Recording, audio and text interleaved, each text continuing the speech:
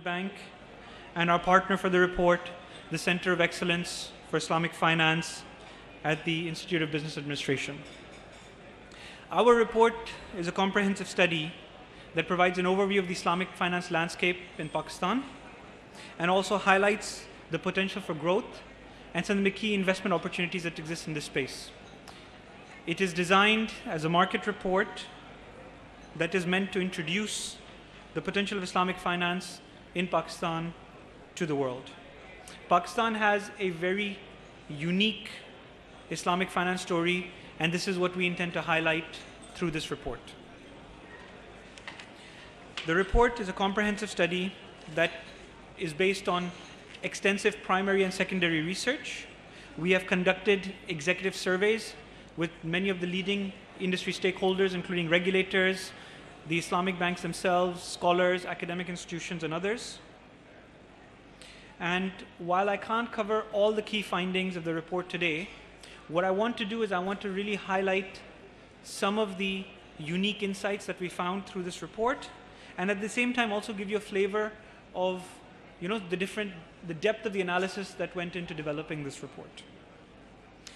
During the course of this discussion, I think after this presentation, we will also be having a panel with some of the lead authors of the report participating, and I'm sure that with audience participation, we will be able to give you a lot of interesting insights that have originated from the report. Islamic finance in Pakistan has a very unique history.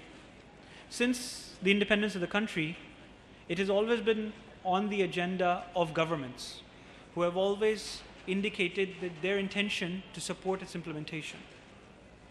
There have been numerous attempts over the last 50 years to try to implement it with mixed success. However, recently, over the last decade or so, the country has adopted a policy of a dual banking system, where Islamic finance would function in parallel with the conventional industry, and regulatory bodies and other stakeholders will facilitate its development and growth. This has resulted very, very positive results for the industry. There have been very impressive growth rates for Islamic banking in general, and market share has significantly increased. Unlike many other countries which have had Islamic finance for many years, and it stayed stagnant at between 5 to 8%, Islamic finance and its penetration of the overall conventional system continues to grow in Pakistan.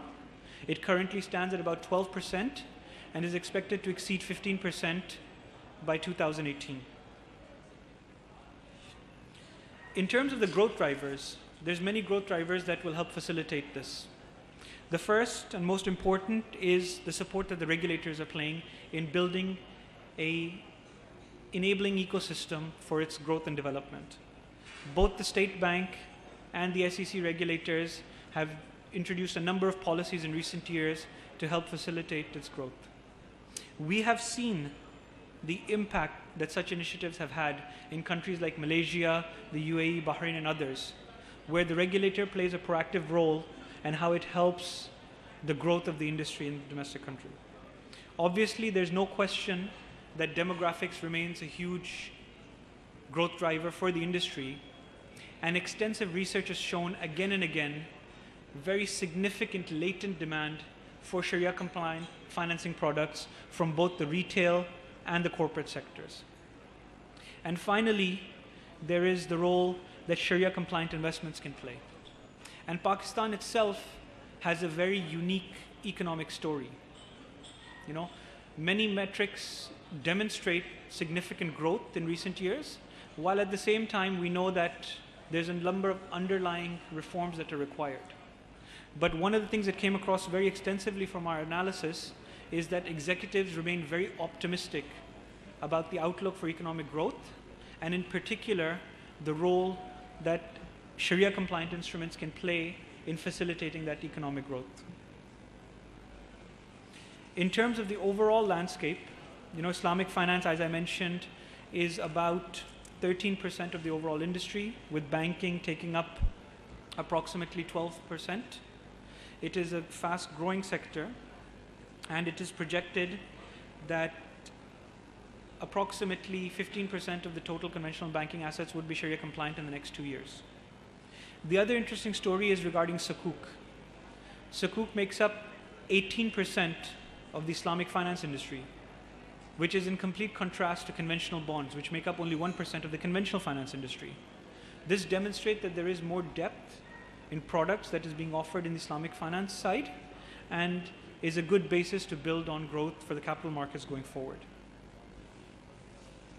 In terms of Islamic banking, we have seen growth over the last many years, and this is expected to reach, it currently sits at 12% penetration, expected to reach 15% by 2018.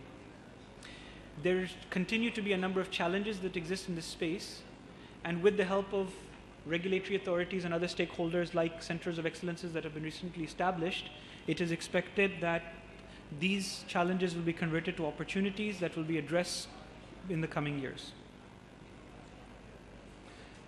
One of the key insights that I want to talk about is the findings of the executive survey. We asked many of the leading stakeholders in the industry what they felt were the key challenges that the industry faced and what was its prospects for growth. And 3 insights really stood out. The first was innovation. Executives across the board highlighted this as being a key challenge. They highlighted product development as being a key need of the industry, and they mentioned that products such as liquidity management products, agriculture financing, SME financing, microfinancing, etc., were desperately needed. One of the other key insights that we found was that regulators highlighted this area as a key driver for their overall financial inclusion strategy. And they highlighted that unique financial solutions needed to be developed to address the needs of the rural poor and to bring them into the fold of the banking system. Another key insight that was highlighted was the need to develop professional talent. We have seen the impact that investment in human capital development can have on the Islamic finance industry in any market.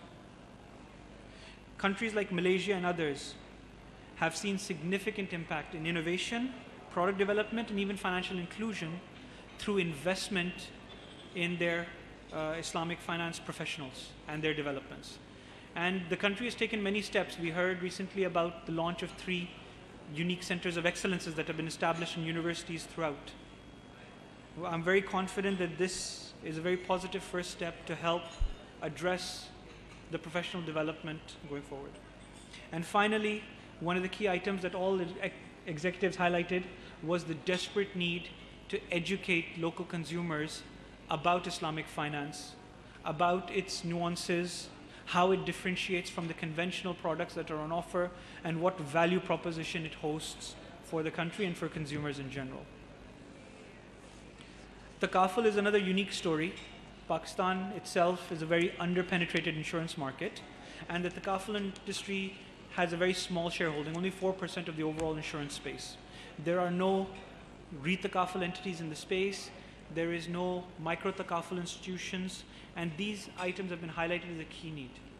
What we do know is that through recent regulations and the enabling of Takaful windows from conventional insurance operators, we expect this market share to significantly increase in the next few years.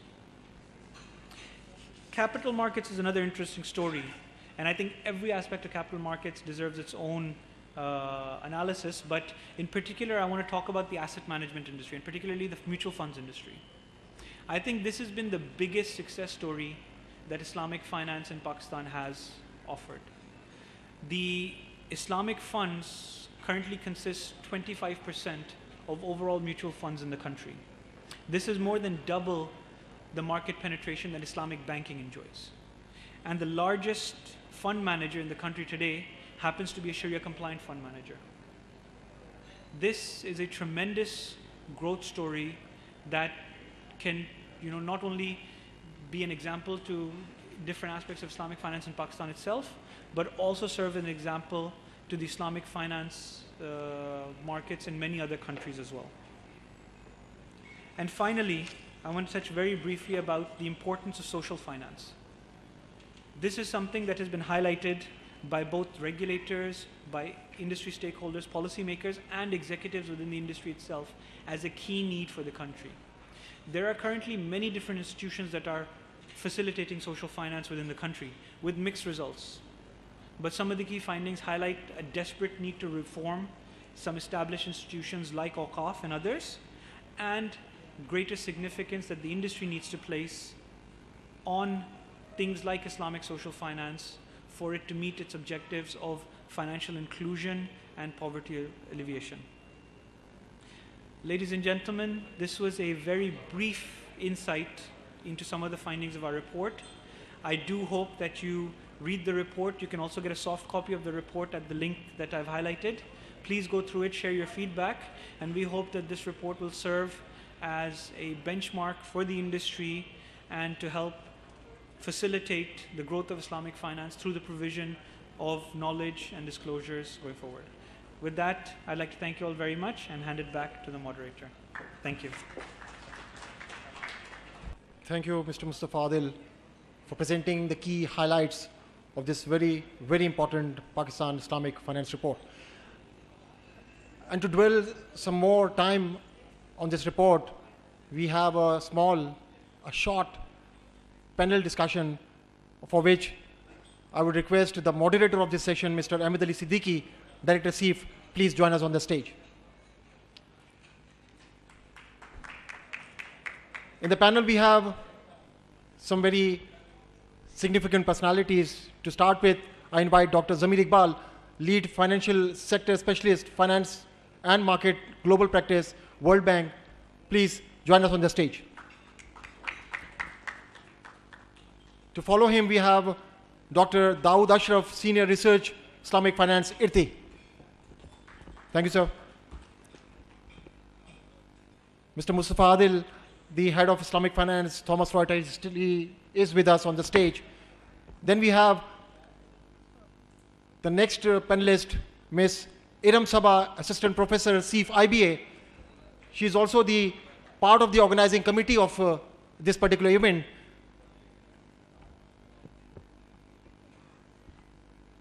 I hand over the mic to Mr. Ahmed Siddiqui, who is the moderator for this part of the program.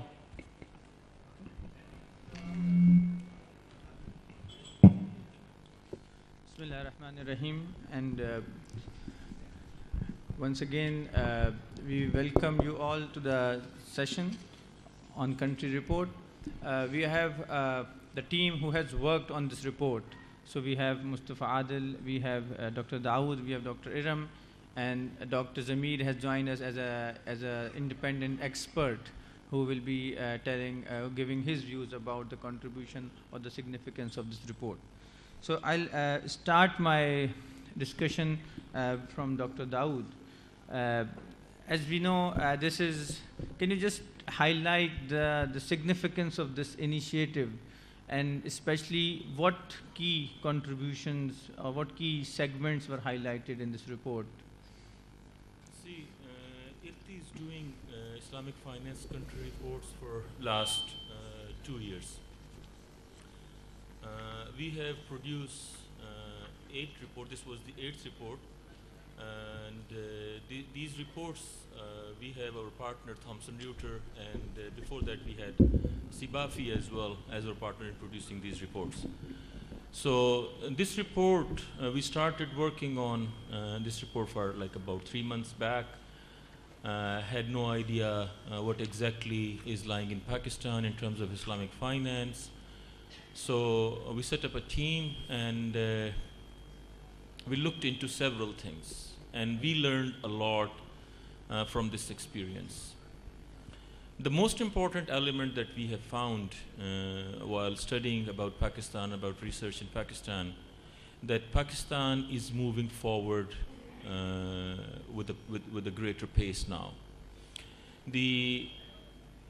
The experience of 1980s, where Pakistan has tried to convert the conventional system into by using the word Islamization, and did not produce the result what was expected. And starting from early 2000, the view that we can work in a dual banking system, in a dual financial system, where a gradual change will come over the period of time. So this failed experience and the new experience of dual banking was an interesting study that I would say that we have learned a lot from it. Second thing that I would say, which we think is really important to mention about this report, is the windows of takaful operations. It just started last year, and we see enormous growth in this window operations. Sukuk issuance is again an important element for the Islamic capital markets in Pakistan. But I would say the cream, the cheese, the cherry on the cake. I'm sorry, I love the cake, so I'm telling you everything about the cake.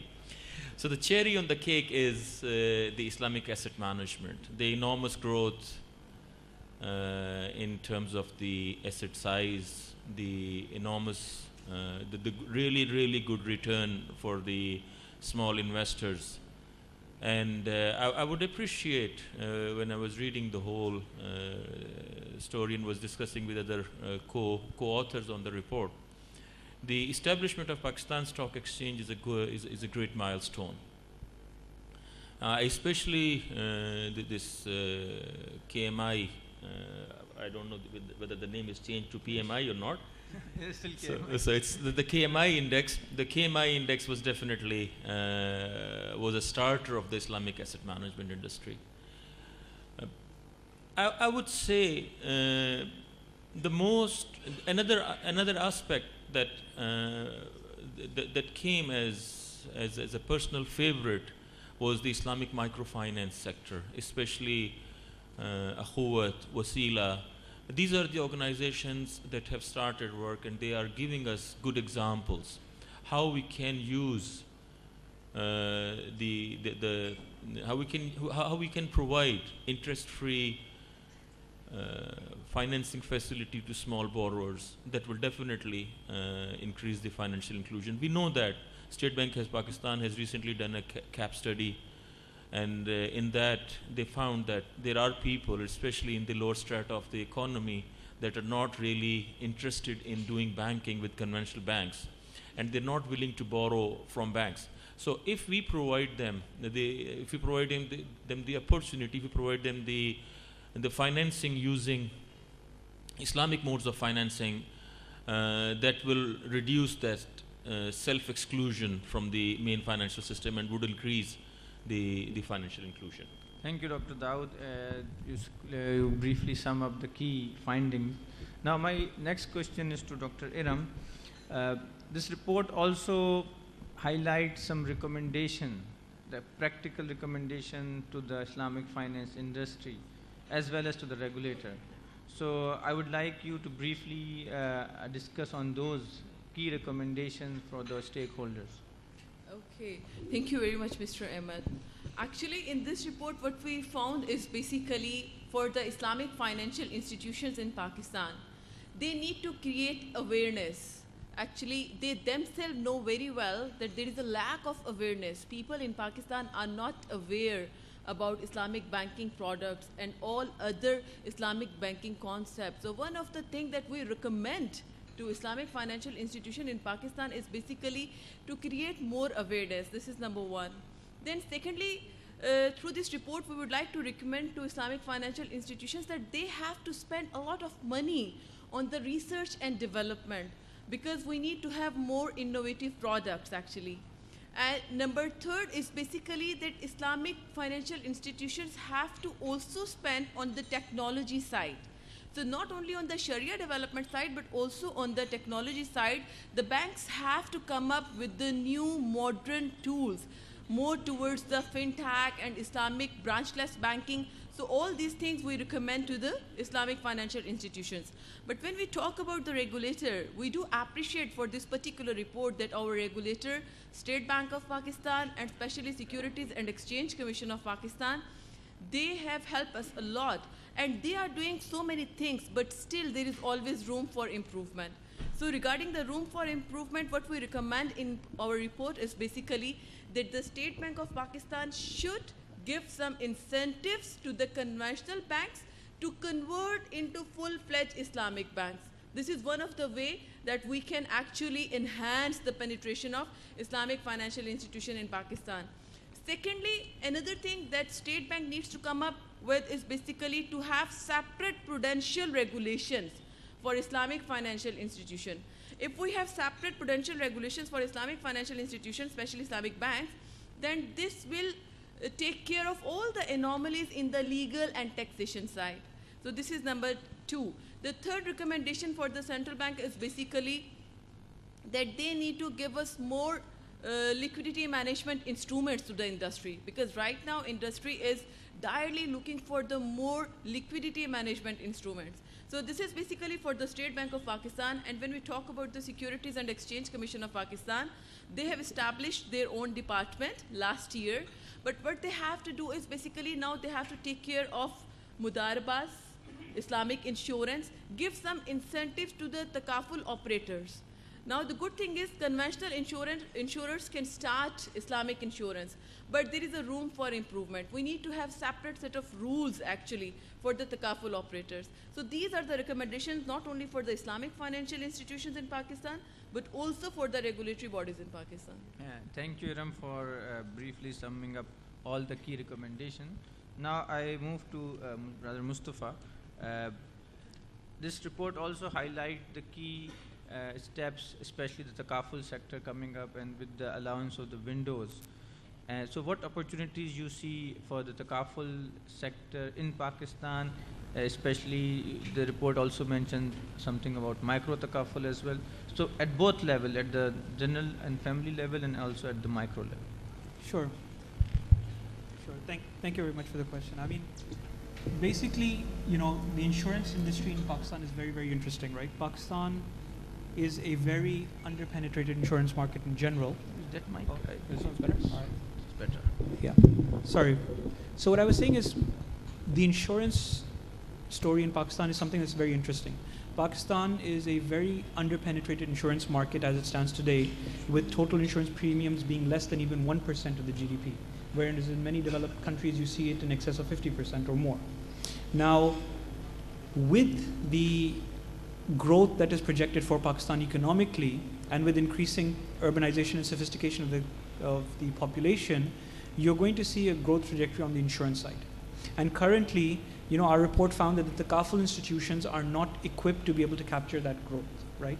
So the decision to allow windows and the decision to issue these regulations around takaful was a very important key step to really build in the capacity within the industry to be able to absorb some of the growth on the insurance side. Another key finding which we had was that,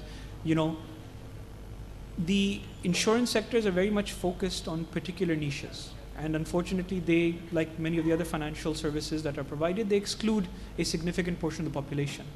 One of the key requirements that the industries have is for micro takaful, for small entities and small businesses and micro entrepreneurs. Things like bank takaful to supplement the offerings that current financial institutions offer. And obviously to have a re-takaful entity. To really be able to allow the growth of the takaful space, you need to have significant institutions with significant capital to be able to capture and to provide the re-takaful services for smaller operators to operate. So I think that there is consensus amongst the regulators, definitely, through our experience and our interviews with them, we know that they have a roadmap in place to support not only the product development on the financial inclusion side, but also to build up capacity within the industry to capture this growth on the insurance side. And I think that, the recent regulations that were issued that allowed windows is a very strong first step on the journey, but there are many other steps that need to be taken, and we're quite confident that the regulator is moving in the right direction to be able to enact that. Thank you, Mustafa. Now I'll move to Dr. Zamir Iqbal, who is an independent expert, who is not part of the report panel, but he has based on an experience at World Bank. We invited him for his experts come in. So Dr. Zamir, first I have two questions for you. What is your overall view on this report, how it will contribute for Pakistan? And also, just as specific, this report put Pakistan's overall ranking in Islamic finance at number 6. So, still a long way to go. So, how to be on the top of the list?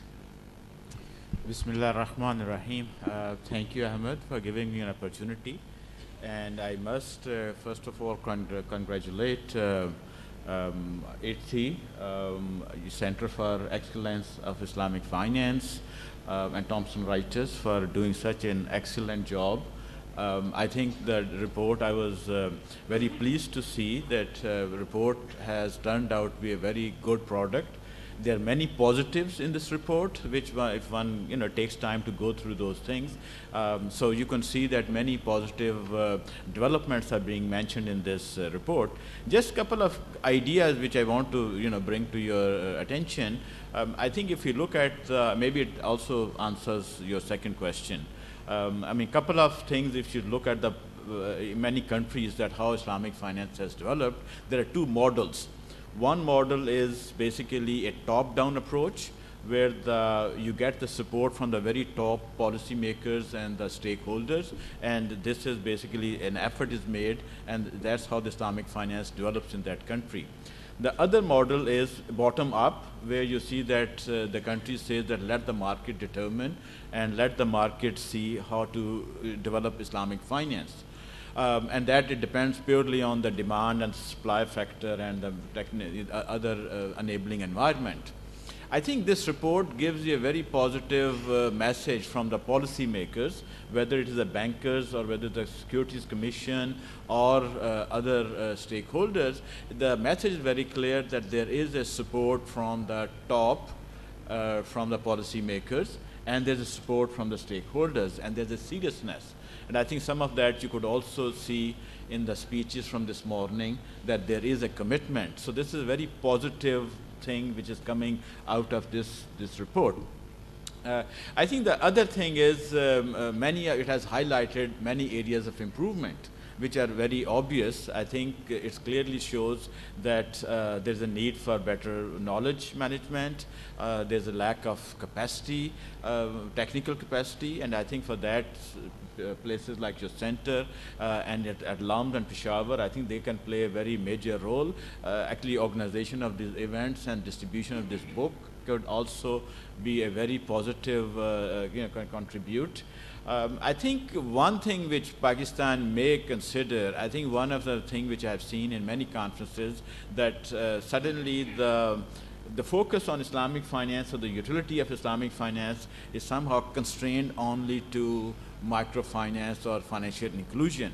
I think that's not a good trend. Islamic finance has much more to offer. Do not constrain Islamic finance only to inclusion or social finance. Islamic finance is much broader. It is if I kind of say it has a much more potential. As we have heard from speakers, it has the ability to be much more stable, anti-fragile, and many other things. So I think that part is very, very good. Other thing which maybe Pakistan should consider, and probably one of the survey answers sees that what are the areas where there needs to be more product development, and it identifies SME as an area where there's more product development. And I think given that what is happening in the international banking system, that the banks are being asked to be having less leverage. Therefore, banks are reluctant to get into this risky business of SMEs or even microfinance and those things. I think that prompts us to think about how to mobilize non-banking financial institutions, which are being utilized on the, in Pakistan has one of the country where there's a very kind of long history of Mudarba sector. So these non-banking sector could be strengthened further to address the issue of SMEs and small entrepreneurs. So I think with that, I will conclude that again, congratulations for producing such a high quality document. It will certainly be very helpful for the decision makers and the other policy makers who are the mid-tier management, and they can realize the importance of this growing sector. Thank you so much. Thank you, Dr. Zamir. And there is much more exciting facts and figures and analysis in the report, and I would like to urge all of you you can go to the website and you can download the report. And yes, we tried to give you a glimpse of what is inside, but the real taste is when you when you read it, and you will find it is very beneficial, and a lot of hard work has gone into the report. And to conclude this session, I would request Dr. Ishrat Husain, who is also the session chair, to say the concluding words about this. Thank you very much. I think all these speakers have made very useful contributions about the report. The purpose of this first report is to present a snapshot status of Islamic finance industry in Pakistan in a systematic way.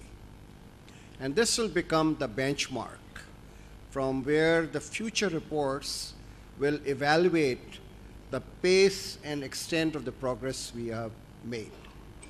And that, I think, is the first useful lesson we should take home, that this is not the end, this is the beginning of a long-drawn process. The second point I would like to make is that at the end of these 2 days, we have to have a roadmap. However imperfect, tentative this roadmap may be, but we have to force ourselves to be more precise and converge towards a consensus as what can be done in the short term, in the medium term, and in the long term. So you don't have everything being done overnight, because that's not feasible. There are some things which can be done. So for each session, I would very much hope that the session would focus on the ingredients and the elements of this roadmap. And that will help us in the concluding session to have a picture as to what needs to be done, by whom, and that's what the center will take away for further work. And the next year's report, which we will produce, will make an assessment as to how much we have done in order to meet the commitments we had made in this roadmap. So it's also a discipline for us at the center in order to measure as to what is being done, who is doing it, and whether we have succeeded or failed. And if we have not been able to accomplish, or we have failed, why we have failed, and learn from the failures for improving this. Because I totally agree with Taqi Usmani Sahab. I have been in this business now for a very long time. I don't know how many conferences and seminars I have attended on Islamic finance all over the world. And we just do not have a very precise metrics to measure as to what we said in 2010, and now we are in 2016. It seems we are just completely repeating ourselves. So we are standing and jogging on the same place. We have to make progress. And this report, I hope, from next year onwards, will make that evaluation and that measurement to guide the industry as to what is really happening and how much progress we are making. So with this, I want to congratulate the authors of this report who have worked very hard. This is the first attempt, and I'm sure that the industry will benefit from it, but I wanted to leave some thought for the future. Thank you very much. Thank you very much, Dr. Ishrat. And with these words, I would hand over the mic to Mr. Raza. Thank you, Dr. Saab, and the eminent panelists.